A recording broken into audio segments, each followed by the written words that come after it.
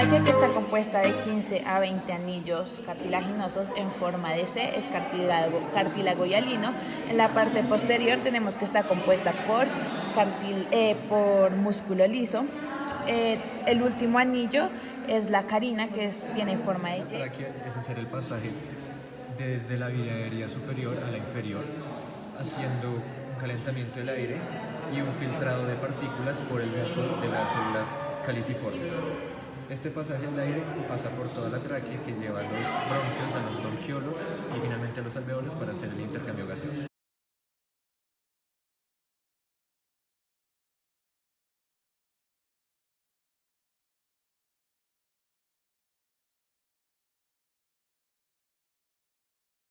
Y da lugar pues a los dos bronquios principales, que está el bronquio que se dividen en superior, medio, intermedio e inferior, y en el lado izquierdo tenemos solo el superior y el inferior. Después tenemos aquí los bronquios segmentarios, que se dividen de la siguiente manera. Tenemos acá el segmento apical del lóbulo superior, el segmento posterior del lóbulo superior y el segmento anterior del lóbulo superior. También tenemos acá el segmento anterior del lóbulo medio, el segmento medial del lóbulo medio.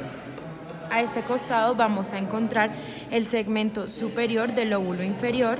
Vamos a encontrar el segmento medial del lóbulo inferior, el segmento anterior del lóbulo inferior, el segmento lateral del lóbulo inferior y el segmento posterior del lóbulo inferior. A nivel del pulmón izquierdo encontramos estos bronquios segmentarios. Este es el segmento apicoposterior del lóbulo superior del pulmón izquierdo.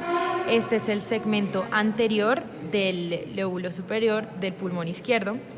Este es el segmento lingual superior del lóbulo superior del pulmón izquierdo y este es el segmento lingual inferior del lóbulo superior del pulmón izquierdo. A este costado vamos a encontrar el segmento apical o superior del lóbulo inferior del pulmón izquierdo. Vamos a encontrar el segmento anteromedial del lóbulo inferior del pulmón izquierdo, el segmento lateral, punto lateral del lóbulo inferior del pulmón izquierdo y el segmento posterior del lóbulo inferior del pulmón izquierdo. Ahora vamos a hablar de los pulmones. Entonces, los pulmones tienen tres caras. La cara costal, que da contra las costillas, la cara mediastínica, que da contra el mediastino, y la cara diafragmática, que da contra el músculo del diafragma. Tiene tres divisiones. El pulmón derecho tiene tres divisiones: la división oblicua y la división horizontal, que lo divide en tres partes: la parte superior, la parte medial y la parte inferior. El pulmón izquierdo solo tiene dos divisiones divididas por una fisura oblicua. Está la parte superior y la parte inferior. El pulmón izquierdo es un poco más pequeño que el derecho porque tiene un espacio para el corazón, que vemos acá. También tiene la língula del pulmón, que vamos a ver las divisiones del pulmón dependiendo de sus lóbulos. Entonces acá tenemos el lóbulo superior del pulmón derecho y se divide en la parte apical, que es todo esto, la parte anterior y la parte posterior. Ahora, viendo el lóbulo medio, se divide en la parte medial y la parte lateral. Y ahora, viendo el lóbulo inferior, lo podemos dividir en parte superior, parte basal anterior y basal lateral. Y al voltearlo encontramos otras dos estructuras, que son la basal medial, que se encuentra en este lado, y la basal posterior, formando en total 10 divisiones. Ahora, viendo el pulmón izquierdo, podemos ver que se divide en lóbulo superior e inferior. Hablando del lóbulo superior, se divide en la parte apicoposterior, anterior, lingular superior y lingular inferior. Y ahora, hablando del lóbulo inferior, se divide en superior, lateral, anteromedial, que va hasta la parte de acá, y posterior, por lo que podemos ver que solo tiene 8 divisiones. Los pulmones están rodeados por una estructura que se llama pleura, que produce líquido pleural.